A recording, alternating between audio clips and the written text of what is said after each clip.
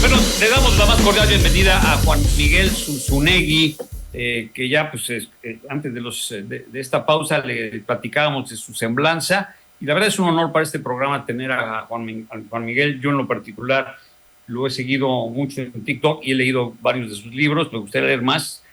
Por cierto, el de la trilogía, bueno, te saludo antes que nada, gracias Juan ¿Qué Miguel, tal? buenas ¿Qué tardes. tal? Encantado, muchas gracias. Oye, fíjate que uno de tus libros que me llamó la atención por algunos españoles que han venido aquí, por ejemplo, la cadena Río, que no sabían muy bien cómo entendernos, cómo leer al mexicano, Eh, el de los mitos de las tres, de las tres transformaciones, ujú.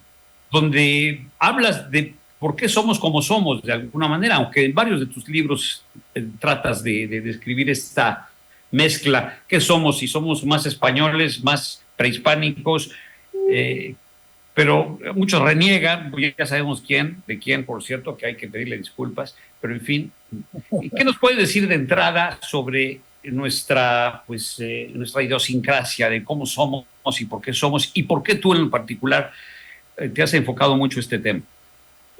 Bueno, es curioso, yo no sé, me lo pregunto frecuentemente, yo no sé si en otros países tienen tanto, o sea, es decir, yo hago mucho psicología del mexicano. En México se ha escrito psicología del mexicano pues, todo el siglo XX. Yo no sé si otros países están obsesionados con su psicología como nosotros, no sé si otros países tienen su psicología tan torcida como la nuestra. Pero pues ya ves, ¿no? Todo el laberinto de la soledad de Octavio Paz, pues no es más que psicología del mexicano, que a su vez está basado en el perfil del hombre y la cultura en México de Samuel Ramos, que también es psicología del mexicano. Y lo triste, por ejemplo, es que yo escribí Los mitos que nos dieron traumas en 2012, ¿no? 70 años después del laberinto de la soledad, casi 90 años después de los libros de Samuel Ramos, y nuestros problemas son los mismos. Nuestra psicología no ha cambiado, está igual de torcida. Es impresionante a qué nivel giramos en torno al trauma de la conquista y con un detalle horrible, ¿no? Nos educan, me parece, con una narrativa histórica que de alguna forma nos dice que entre más odies al español y al gringo, pues es como eres mejor mexicano y más patriota, ¿no? Y claro, el problema con el español en particular es algo que digo en los mitos que nos dieron traumas, ¿no? Le mentamos la madre al español en español y decimos en español que no tenemos nada que ver con los pinches españoles. Y somos el mayor país hispanohablante del mundo. Estamos hablando de 125 millones de hispanohablantes, lo cual quiere decir que tú hables en español, quiere decir que tú piensas en español, que tú entiendes el mundo en español, que toda cosmovisión que puedas tener la tienes en español. Si crees en Dios, crees en Dios en español, y si eres ateo del Dios que trajeron los españoles, ¿no? Entonces, toda nuestra mente como hispanohablantes, pues está determinada por nuestra lengua y nos educan hasta para despreciar la lengua en la que hablamos, porque es otra de las tantas cosas que nos dejaron los españoles, ¿no? Pero este trauma de la conquista nos ha ido generando, hemos ido armando con el trauma de la conquista una narrativa histórica absolutamente falsa, pero que además es, por un lado, a ver, una narrativa de victimismo y una narrativa de justificar nuestra mediocridad, ¿no? Por ahí, o sea, los mitos que nos dieron traumas, pues pongo el ejemplo fundamental, ¿no? Lo que yo llamo la esquizofrenia mexicana, ya sabes, es que es que si no nos hubieran conquistado los españoles, es que si no hubiera llegado Cortés, es que si la desgraciada de la Malinche no nos hubiera traicionado, y es que si Santana, y es que si Don Porfirio, y es que, somos el pueblo del pretexto. Toda nuestra narrativa histórica gira en torno a decir, seríamos los más chingones del planeta, pero pasó algo horrible en la historia que nos jodió el futuro para siempre, ¿no? Y entonces, a ver, y a mí se me ocurre, desde, bueno, frase que se ha hecho célebre últimamente otra vez gracias a los discursos de odio matutinos, aquello de ¿dónde está el oro que se robaron los españoles? ¿No? Precisamente el video que va a subir a TikTok hoy en la tarde es sobre eso, ¿no? ¿Dónde está el oro que se robaron los españoles? Con esta idea absurda de, ya sabes, estábamos destinados a ser la potencia, deja tú del planeta, güey, de la galaxia, pero llegaron los desgraciados españoles, se robaron nuestro oro, nos arrebataron el futuro. Y eso además nos habla de esta mentalidad patética que tenemos, de entrada de pensar que la riqueza depende del oro, ¿no? Que la riqueza depende de la suerte geográfica, de tener recursos naturales. Luego de pensar que los españoles llegaron, flagelaron indios para sacar oro y se lo llevaron, en lugar de comprender que los menos de 25,000 españoles que llegaron en 300 años aquí, menos de 25,000 españoles que llegaron en 300 años aquí, se mezclaron, hicieron mestizaje, se quedaron, hicieron familias, trabajaron, explotaron minas, sacaron oro, sacaron plata, ese oro y esa plata se quedó en este país. Cuando te dicen, ¿dónde está el oro que nos robaron los españoles? Yo les digo, mira, sin importar dónde vivas, ve al centro histórico de tu ciudad, voltea, ahí está el oro que se robaron los españoles. Está en forma de plazas, de catedrales, de edificios, de universidades, de colegios, de acueductos, de todo eso, ¿no? Y luego pues tenemos la versión gringa de esta historia, es el territorio que nos robaron los pinches gringos, y le aplicamos la misma. Si los gringos no nos hubieran robado el territorio del norte, nosotros seríamos, y ahí decimos una serie de mentiras, ¿no? Como si cuando los gringos se quedaron con ese territorio, nosotros supiéramos que existía o lo hubiéramos tenido poblado o extrajéramos el mínimo de riqueza de ese territorio. Y de ahí hasta, pues es que no era penal, es que Mejía Barón no metió a Hugo contra los búlgaros y por su culpa perdimos el Mundial, es que los jueces de las Olimpiadas, es que los jueces de los clavados, es que los árbitros del fútbol, es que somos bien chingones, pero nos va de la chingada porque el mundo está en nuestra contra. Por eso al presidente le funciona, él no lo inventó, llevamos 100 años contándonos esta desgracia. A ver, yo quisiera ahí interrumpirte porque está fascinante toda esta cosa que estás diciendo. 2012, tú escribes toda esta temática y le pones el acento en lo que tú crees que son nuestros traumas y un poco el despertarnos, el abrirnos los ojos para ver que la hispanidad es parte intrínseca de lo nuestro. Somos españoles en muchos sentidos y luego de repente cómo reaccionas ante esa imagen de López Obrador y su mujer enfrente de una pirámide pidiéndole disculpas a los reyes españoles. Me imagino que te habrás sorprendido y has de haber dicho, ¿qué está haciendo Sí, bueno, en el sentido pidiéndoles, de lo que dijiste, perdón, nomás para aclarar, pidiéndoles que nos pidan disculpas, exacto, o solicitando que nos pidan, no que nosotros disculpas. Después de haber escrito todo eso, me imagino que has de haber dicho, ¿qué? Como dicen los gringos, ¿what? No era España, ni tampoco era México, ¿no? Exacto, pero mira, justo no me sorprendió porque, a ver, de pronto hay cosas que uno tiene que recordar y es que ese pequeñito individuo que preside la República tiene este trauma de conquistado desde que el mundo es mundo, o sea, desde que tuvo el único trabajo que ha tenido en su vida, que fue chambear con Echeverría, ya trae el trauma de la conquista, que al final él no inventa esta narrativa, que es el reloaded de la narrativa de Echeverría, que es el reloaded de la narrativa de Lázaro Cárdenas, ¿no? Claro. No, a ver, yo cuando escribía los mitos que nos dieron traumas en el 2012, yo ya pensaba en este pequeñito individuo, porque claro, y nunca pensé que fuera a ganar, aunque por otro lado encarna el trauma de la mitad de este pueblo, entonces claro que tenía para ganar. Lo que es terrible, a ver, no está tan mal que haya un loco como don Andrés con sus traumas de conquista y que su esposa pues haga lo que hace cualquier buena esposa y le sigue el juego y están bien encabronados con la vida y todo. Lo que es terrible es que haya 30 millones de personas dispuestas a seguirles el juego. Es bien importante comprender eso. Nunca es grave que haya un maldito loco. Eso se los hay en todos lados. Lo grave es que haya 30 millones de personas dispuestas a seguir al maldito loco y dispuestas a comprar un discurso que suena de justicia social, suena de reivindicación histórica, suena patriótico, acaba siendo patriotero, pero no tiene nada positivo para nosotros, porque todo lo que estamos haciendo es grabar en lo más profundo de nuestra mente que nosotros no merecemos la grandeza. Nada más hay que pensar, a ver, nosotros no merecemos la grandeza porque volteamos al pasado y volteamos a ver estos mitos recurrentemente y no vemos al futuro. Bueno, a ver, la grandeza es para el que la toma. y nosotros nos da miedo tomar la grandeza. Y mira que tenemos todo, como digo en algunos de mis libros, El regreso de Quetzalcóatl, somos hijos de dioses en ambos lados del océano, lo mejor de Europa y lo mejor de Castilla atravesó el océano para mezclarse con lo mejor de Mesoamérica, y si de eso no ha salido lo mejor del mundo, es porque nosotros nos contamos una horrible narrativa de conquista.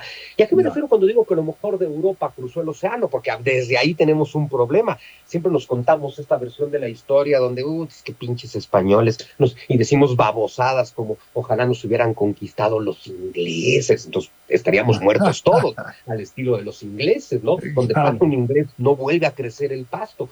Pero decimos todas esas sandeces, ¿no? De ojalá hubieran llegado los otros, ¿no?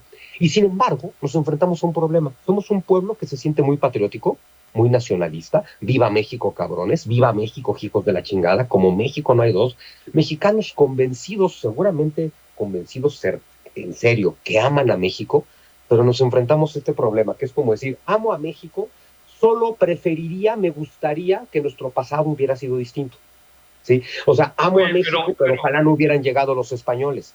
Oye, Juan Miguel, pero mucho tiene que ver también lo que en la educación hemos recibido, ¿no? Por generaciones.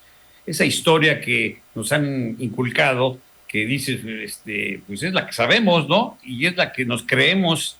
Claro. Y es la que ahora quieren cambiar, pero también de una manera muy rara, muy extraña, ¿no? Entonces, me gustaría que nos hablaras de esto, pero tenemos que hacer una pausa rápidamente y volvemos. Estamos platicando con el escritor, historiador, académico, Juan Miguel Zunzunegui, de la Ciudad de México, quien pues tiene más de 20 y tantos títulos, que va a poder usted encontrar algunos de ellos ahí en Bookworm. Ahí Angélica al ratito nos va a decir cuáles son los que tiene ya. Muchas llamadas hemos tenido. Bueno, Pepe García Tejado, que ahí está de oyente, y lo cual le agradecemos mucho a muchos amigos que nos hablan y nos dicen acá, bueno, ¿para qué le digo todo lo que nos dicen? Es la primera vez que participo en alguna plática en donde Pepe es oyente. Sí, difícil. Yo empiezo a hablar y no me callo. Dice que son muy parciales y panistas. Ya te están diciendo que eres panista y parcial. Bueno, mira, pero fíjate, ¿qué sabes? Eso que te acaban de comentar es parte del problema de la mentalidad mexicana. Nos han educado de forma tan miserable, nos han hecho una mente tan chiquitita, que la mayor parte de las personas solo pueden concebir esa estúpida guerra metafísica que te acaban de decir con ese mensaje. Ya sabes, si no estás 100% de acuerdo con lo que dice el presidente, es porque eres panista, es porque eres fifí, o sea, a nadie se le ocurre algo mucho más simple, y se lo digo a quien haya mandado eso, a nadie se le ocurre algo más simple. Pienso lo que pienso porque soy un hombre libre, que no le debe nada a nadie y que pienso lo que se me da la gana. Agregando que no soy panista, agregando que no soy priista, agregando que no soy perredista y agregando que no soy morenista, agregando que parte de la mentalidad libre y crítica que tenemos que generar es que tienes que entender que sin importar en qué político estés pensando, le vales madre. No hay un solo político al que le importes, ni en este país, ni en ningún país del mundo. Al Peje, a la Sheinbaum, a la Xóchitl, a quien quieras, tú le vales madre. Los políticos quieren usarte, quieren sacarte tu voto, quieren tu opinión pública, quieren abusar de ti, quieren aprovechar de ti. No les interesa tu vida en lo más mínimo. Lo más importante, lo único importante en la existencia humana es tu felicidad, y esa a los políticos les vale madre. Y la única forma de ser feliz es ser libre. Y mientras tu mente esté atada a un conflicto político, a una dicotomía política, a el PRIAN y a esas estupideces que decimos en este país, no serás ni libre ni feliz, porque vas a ser arrastrado por la tormenta de emociones negativas que a los políticos populistas les encanta que tú vivas atormentado, porque entre más vivas con tus emociones negativas perturbadas, porque ellos te las perturban a propósito, más eres la carne de cañón revolucionaria que esos parásitos necesitan. Entonces, hay que salirse de eso. Qué maravilla de comentario, me parece genial. Además, quería yo una pregunta más, yo ando muy metiche en esto. Ante la irrupción de tus escritos y de esta forma fresca y novedosa de ver la historia y de ver las cosas, ¿Qué te han dicho? ¿Qué te comentan los historiadores, Colegas, pues. los colegas, pero digamos los que se sienten parte de la academia y del paraíso terrenal? Mira, ¿No se sorprenden ante este approach? sí, a ver, yo no me llevo bien ni con los académicos, ni con los literatos, ni con los escritores, ni con los intelectuales, porque es triste decirlo, pero la academia, que tendría que ser un lugar de pensamiento crítico y libertad, pues es tan limitada como la Santa Inquisición, en este país y en todos, ¿no? Hay versiones históricas aceptadas y nadie está dispuesto a cuestionarlas. Cuando alguien le cuestiona, te echan la etiqueta negativa de revisionista, cuando justo el pensamiento crítico se basa en revisar todo aquello en lo que crees y sobre todo aquello en lo que te han contado, porque hay que recordar que todo aquello en lo que tú crees, no lo crees tú, no es tu creencia, se la compraste a alguien, a un ideólogo, a un político, a un sacerdote, a una cultura, a un maestro, pero lo que tú crees, no lo crees, te lo vendieron. Y lo que tú piensas que sabes, no lo sabes, solo lo leíste. A mí me encanta cuando hago comentarios y a ver, Hernán Cortés, ¿no? Yo llevo toda mi vida, llevo 30 años estudiando Hernán Cortés, pero si yo digo que Hernán Cortés era un hombre ilustrado, que es justo lo que era, ya sabes, es que eres un plana, deberías informarte, deberías estudiar. Y toda esa perorata solo significa, deberías haber leído el libro que yo leí, porque eso dice algo distinto a lo que tú dijiste. O sea, cada quien piensa que lo que él sabe es la verdad.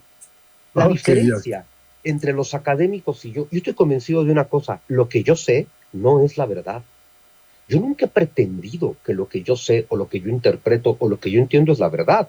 Solo entiendo que es mi visión, mi interpretación de los hechos, que a mí me sirve, que a mí me funciona, que la propongo como algo que me parece positivo para nosotros, porque es una versión de la historia que nos va a ayudar a liberarnos del pasado, pero que nadie está obligado a creerla, ¿no? Yo no pretendo imponerle nada a nadie, ¿no? A diferencia de cómo funcionan la mitad de las personas de este país, claro. Yo no pretendo imponerle mi pensamiento a nadie, pero sí, en general me llevo mal con los académicos, pero bueno, ¿qué se le hace? Oye, por cierto, aquí está Angélica Hernández, que ha leído tus libros, ya te ha seguido en TikTok. Me gustaría preguntarle, ¿qué piensas de, y ahora que tienes aquí al autor enfrente, qué piensas de lo que has leído? Hola, Juan Miguel. Bueno, yo estoy muy emocionada desde la mañana que sabíamos que íbamos a tener este espacio porque acabo de terminar tu último libro y me gustó mucho, me gusta que hizo lo que pocos libros consiguen, al menos así como en mí, que mucho de lo que me han enseñado, de lo que he leído, de lo que me enseñaron de niña en la escuela, a mí y a muchas otras personas, o sea, tú lo pones delante de mí y lo haces pedazos. O sea, como que me invitas a cuestionar, como a desafiar todo eso que muchas personas me dijeron, es que esto es. Oye, nomás no te vayas a suicidar, por favor, ¿eh? ¿Verdad? Precisamente es lo que yo le quería preguntar, de todo esto, la influencia que tiene en todos nosotros, bueno, que ha tenido y lo que tiene en las siguientes en las generaciones que nos preceden, esta concepción de la historia de México. Bueno, es que pues, mira, yo siempre pongo un mismo ejemplo, por ahí lo comento un poco en uno de mis libros, La tiranía de las ideas. Es como si tú tomas a dos niños, a un niño mexicano y a un niño gringo, a Juanito y a Johncito. Y tomas al niño gringo, a Johncito, y le dices al niño gringo de 6 años, le dices cada día de su vida, todos los días de su vida, durante toda su carrera escolar, a ese niño y a todos los niños, durante todos los años, generación tras generación, durante 100 años, le repites al niño gringo, somos los más chingones del mundo, somos la superpolicía del planeta, somos los paladines de la justicia, la democracia y la libertad, el discurso norteamericano. Eso no es verdad, ni mentira, es una narrativa, pero el niño gringo que escuchó eso toda su vida va a crecer creyendo eso, actuando en consecuencia, y de pura casualidad es un primer potencia mundial. Ahora toma a Juanito, el niño mexicano, y repítele día tras día de su vida, toda su carrera escolar, a ese niño, a todos los niños, generación tras generación, durante 100 años, repíteles, nos humillaron, nos conquistaron, nos saquearon, nos violaron, bla, bla, bla, bla, bla, ahora ve y saca el país adelante. No hay forma. Es como el niño que se cae del árbol después de que el papá le dice, te vas a caer, te vas a caer, te vas a caer, te dije. No podemos salir adelante con la idiotez que nos metemos en la cabeza, porque además es absolutamente falsa, ¿no? Esta idea de una España que llega y conquista México. A ver, México no existía ni como concepto, ni como territorio, ni como cultura, ni como nada. El país mestizo que somos, mestizo, un mestizaje tiene por lo menos dos componentes. El pueblo mestizo que somos no puede existir hasta que se juntan los componentes del mestizaje, y España es uno de ellos. O sea, no estamos hablando de una España que tampoco existía, estaba naciendo, conquistando un México que no existe, ni siquiera ha nacido. Estás hablando de una cosa hermosísima en la historia que ojalá la entendiéramos. Porque, ojo, luego viene la contraparte, ¿no? Así como España no tiene nada de qué pedirnos perdón. Ojo, que España pidiera perdón por la conquista sería como que España pidiera perdón por el hecho de que México exista. Porque sin esa conquista México no existe, ¿no? Ahora, si bien España no tiene ningún perdón que pedir, creo que tampoco es positiva la versión contraria, ¿no? El español o el prohispano que te dice, de hecho deberían estar agradecidos porque llegamos a civilizarlos, ¿no? A ver, la hispanidad, porque no somos españoles, pero sí somos hispanos, porque nuestra mente está estructurada por la hispanidad, por la lengua española. La hispanidad no es algo que España le haya heredado a América. La hispanidad es algo que surgió en ambos lados del Atlántico al mismo tiempo. España nació en América y en la península ibérica, y la hispanidad es una cuestión, una cultura, una civilización mestiza. La hispanidad nace mestiza, desde a lo que le podríamos llamar español en la península ibérica en tiempos de la Reconquista, los reyes católicos, perdón, ahí no hay nada llamado español. Hay una mezcla de árabe, romano, visigodo, judío, griego, tarteso. Tartésico, turdetano, en fin, sí. Exacto, así o sea, ya es mestizo. Y ese pueblo tan mestizo, y seguramente por eso tan acostumbrado al mestizaje, pues cuando llega a América y resulta que hay más gente, pues siguen el mestizaje con la gente de acá. Por más que nos quieran vender esa idea del español que llega a destruir, a asesinar, a masacrar. A ver, hay un dato bien interesante que me encanta dar. La primera lengua moderna que desarrolló una gramática fue la lengua castellana, la famosa gramática de Antonio. Por don Antonio de Nebrija. Perdón, esa voz, es que nuestro público va a decir que esa voz de dónde salió. Bueno, es Pepe, ¿verdad? Sea de Tejada, Pero, que es un español. No se resiste. Pero lo que quiero hacer es esta reflexión. La primera lengua que tuvo una gramática escrita fue el español, 1492, Antonio de Nebrija. ¿Saben cuál fue la segunda lengua que tuvo una gramática estructurada y escrita? El náhuatl. ¿Y saben por qué? Porque los humanistas franciscanos, castellanos y extremeños y andaluces, como Fray Bernardino de Sahagún, se dedicaron durante décadas a aprender náhuatl y a hacer gramática. Se dedicaron a hacer universidades para indios, colegios para indios, hospitales para indios y libros de gramática para indios. No haces hospitales, colegios, universidades y gramática para un pueblo que en teoría pretendes exterminar. Los que exterminaron a los indios de América, de su parte de América, fueron los anglosajones. Los españoles llegaron a mezclarse y el resultado de esa mezcla somos nosotros. Entonces, pretender que amas a México, pero odiar a los españoles, pues perdón, no amas a México, amas a un producto de tu imaginación que no existe. Solo hay un México que existe, este. Solo hay un México al que puedes amar, este. Y este único México que existe, único al que puedes amar, es producto de que sí pasó todo lo que pasó. Este único México que existe, al que puedes amar y con el que puedes trabajar para sacarlo adelante, es el resultado de que llegó Hernán Cortés. Eso ni siquiera tiene que gustarte, pero es un hecho. Asumir la realidad siempre es más sabio que negarla.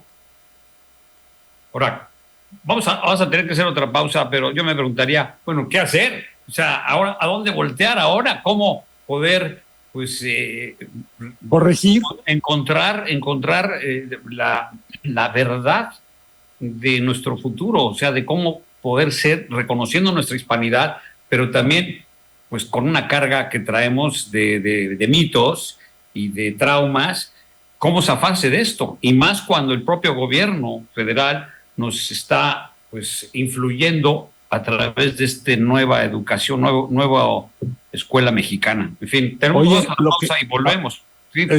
Bueno, no, nada más, lo que yo entiendo como la única posibilidad es comprar nuevos mitos, pero que vean para adelante. En fin, Eso ¿eh? A ver, te lo explica. Regresamos con más. Órale, pues.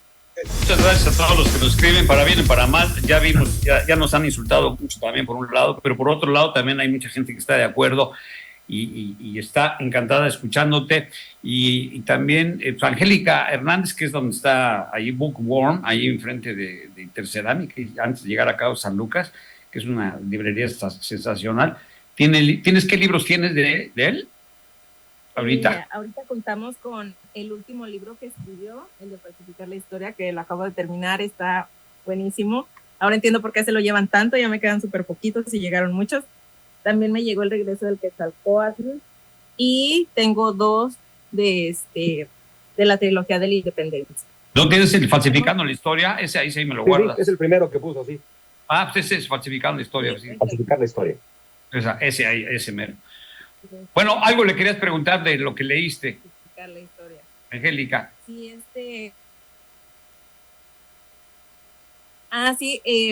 del último libro que leí me gustó mucho, que te invita a cuestionarte, a que te preguntes por qué crees en lo que crees, o sea, si esas ideas solamente están alimentando tu rabia, tu resentimiento, y que eso aplica tanto para tu historia personal como para tu identidad como mexicano, como parte de alguna religión o de cualquier grupo al que tú pertenezcas.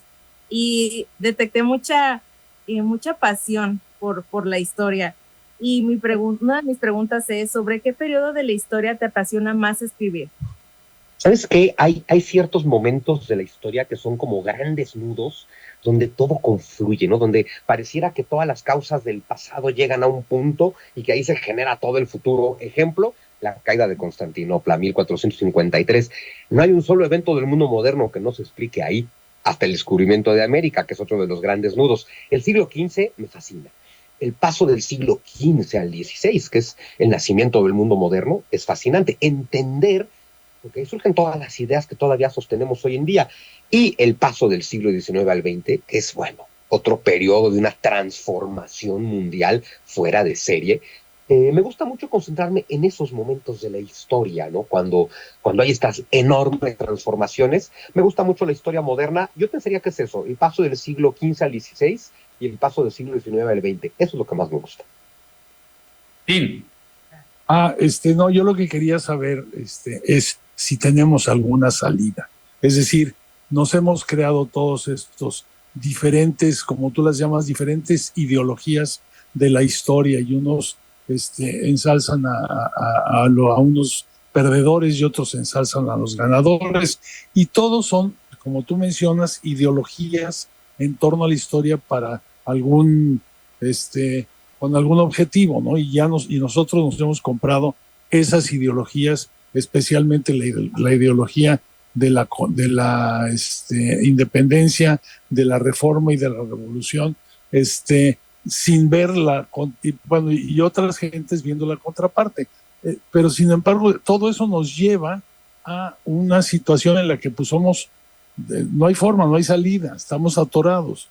¿Qué podemos hacer? Tenemos que te preguntaba antes de los comerciales, precisamente. Sí, ¿hay alguna es muy fuerte. ¿Hay alguna mística? ¿Qué podemos hacer? Casi nada. Nada. Casi nada. Te voy a decir por casi nada y mucho al mismo tiempo. Ajá, casi estamos nada. Condenados. A ver, no, es que luego me preguntan cosas como, oye, ¿y México tiene futuro? O mejor aún, oye, ¿la humanidad aprenderá alguna vez? Ajá. Y es muy importante entender una cosa, la humanidad no existe, la humanidad es un concepto abstracto en tu mente. México no existe, es un concepto abstracto en tu mente. Los mexicanos, concepto abstracto en tu mente. Hay una sola cosa que existe, existes tú, existo yo, existe Angélica, existe el público que nos escucha, existimos como individuos. Tú no puedes transformar un país ni un pueblo, tú puedes transformarte a ti. Y eso es lo único que tienes que hacer, porque eso es lo único que puedes hacer. Y ojo, es lo único que nadie hace. A ver, esta manía de transformar sociedades, que tampoco se la inventó don Andrés. A ver, no es original, el zorro recicla cosas, ¿no? Esta idea es profundamente violenta, porque transformar la sociedad implica, pues todos deben ser como soy yo. todos deben pensar como yo pienso. A ver, perdón. ¿Saben qué ganó la humanidad occidental con la Revolución Francesa y con todo ese proceso político, intelectual del siglo XVIII, XIX? Ganamos dos libertades fundamentales. Ojo, y esto sobre todo para los chairos que escuchan. Hay dos cosas que tú tienes que tener. Si no tienes estas dos cosas, apenas llegas a individuo humano. Si no tienes estas dos cosas, no tienes libertad, ni independencia, ni tendrás nunca la capacidad de hacer de tu vida tu propio proyecto. Tú necesitas dos independencias, independencia intelectual e independencia económica. Las dos que todos los zurdos camaradas que llegan al poder te quieren quitar. Es decir, la capacidad de generar por tu cuenta y sin ayuda del gobierno riqueza y conocimiento. Todo el mundo moderno surgió de eso. La gran revolución de la burguesía a partir del siglo XV-XVI es: yo genero por mi cuenta riqueza sin que me ayude el gobierno, yo genero por mi cuenta conocimiento sin que me ayude el gobierno. Tráetelo al presente. Yo, Juan Miguel Zunzunegui, genero sin ayuda del gobierno, sin necesidad del gobierno, porque solo eres independiente si no dependes del gobierno. Yo genero por mi cuenta mi riqueza y mi conocimiento. Si tú dependes del discurso de odio matutino, del contenido del libro de texto, de la ideología de cualquier ideólogo al que tú le vales madre, y si tú dependes de tu tarjetita del bienestar, te puede dar la tentación de pensar que algo bueno ha pasado y que algo se ha transformado, pero tú acabas de renunciar a tu humanidad porque no tienes independencia económica y no tienes independencia intelectual. Cualquier pendejo te puede decir qué hacer, qué decir y qué pensar, y entonces nunca serás feliz. El único objetivo de tu vida es tu plenitud y tu felicidad. Para lograr eso, tienes que ser libre. Y para poder ser libre como individuo humano, a ver, de pronto celebramos cada 15, 16 de septiembre la independencia, ¿no? México se independiza de España. Y por alguna razón extraña, pensamos que eso significa libertad. La idea es el fenómeno nacionalista de que si el tirano que me somete desde el gobierno no vive en Madrid, sino en la Ciudad de México, entonces soy libre. A ver, la única libertad existe como individuos. Ajá. Y tu libertad individual depende, tu independencia es que no dependas de nadie. Ni de tu papá, ni de tu mamá, ni de tu familia, ni de don Andrés. Que no dependas de nadie, que tu dignidad no esté a la venta, que tu pensamiento no esté a la venta, que tu forma de entender el mundo no dependa de un ideólogo, porque tú puedes comer aunque ese güey te quite la tarjeta. Pero si tú no puedes comer si ese güey te quita la tarjeta, perdón, no importa lo que te digas, no eres libre. Juan Miguel, Ok, oye, nada más, nada más tiempo- un comentario pequeño. Qué buena descripción, te agradezco muchísimo. Y recuerda que no solamente no te da el gobierno, sino que te quita tus impuestos. Lo Nada único que más hace el gobierno, quitar. Está bueno. Oye, Qué gusto. lástima que el tiempo se nos va, pero ojalá esta sea La primera de muchas. Ojalá sea esta la primera de varias oportunidades de poder conversar y aprender contigo, porque ahora que algo que dijiste sobre la felicidad, sé que eres pues un auténtico filósofo porque amas la sabiduría, ¿no? Y creo que te especializas en la filosofía. Y yo te escuché por ahí en un TikTok sobre el concepto de la felicidad, de cómo poder lograr la felicidad, y que antes de que nos vayamos nos digas algo muy breve sobre eso, sobre cómo poder obtener la felicidad como un ser humano. Pues mira, la felicidad es algo muy complejo, muy simple a la vez. No depende de las circunstancias, no puede depender ni de las circunstancias ni del exterior, tiene que depender por completo de ti, según los antiguos griegos, de tu virtud. Y virtud significa la capacidad de desarrollar tus potenciales, entendiéndose que entonces quien es capaz de desarrollar al máximo sus potenciales será feliz. Para eso, otra vez, hay que ser libre. Pero además hay otra cosa. La felicidad depende de en qué estado mental habitas, ¿sí? Tú habitas en tu mente. Tu mente puede ser un jardín hermoso, ¿no? Tu mente puede ser como la del Buda. Si tú generas una mente con compasión, alegría, ecuanimidad, serenidad, etcétera, vas a morar en un mundo de alegría, ecuanimidad, serenidad, etcétera. Pero si tú moras en estados mentales como esos en los que el peje quiere que moren sus seguidores, que tienen que estar siempre enojados, si tú moras en la ira, si tú permites que tu mente esté dominada por la frustración, por la ira, por la rabia, por la envidia, por cualquier tipo de encabronamiento, solamente te estás arrebatando a ti mismo la paz. Entonces, la única forma de ser plenamente feliz es serenar tu mente, porque la mente es el lugar en el que habitas y en el que habitarás toda tu vida. Hablar. Juan Miguel Zunzunegui, fue todo un honor, un verdadero placer y un agasajo el poder tener esta conversación con nuestro público, a quien pues le digo que buscaremos una nueva oportunidad y ojalá puedas venir aquí a Los Cabos muy pronto y Encantado. tengamos mucho más que conversar. Gracias, Angélica Hernández. Gracias a ti, un gusto. De Bookworm. Gracias a Tim de la Barra. Gracias. Gracias a Pepe García de Tejado, que estuvo ahí de oyente, pero ya platicaré, ya lo incorporaremos alguna vez. Y en especial gracias a ti, Juan Miguel. Ya están tus libros ahí en Bookworm para que busques ahí con tu editorial que los surta más, ¿no? Por supuesto que sí. Justo estamos en el proceso de reimprimir y resurtir. Sé que pronto algún programa en televisión, ¿no? Por ahí escuchamos. Estoy en un proyecto con Televisión Azteca para hacer justo una serie de programas documentales sobre qué es la libertad. Estaremos pendientes. Muy importante.